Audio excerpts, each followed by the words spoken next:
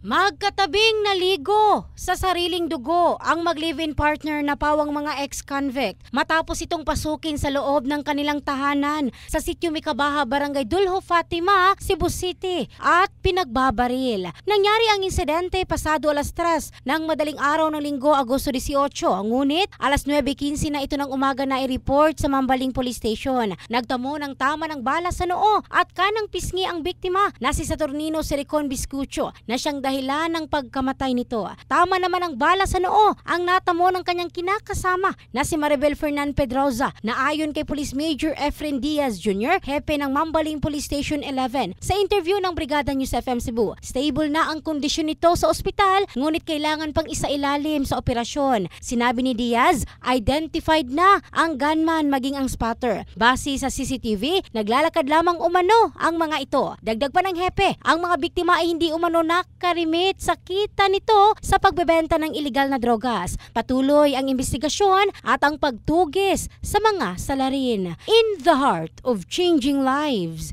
ito si Michelle Craste ng Brigada News Philippines, the Music and News Authority.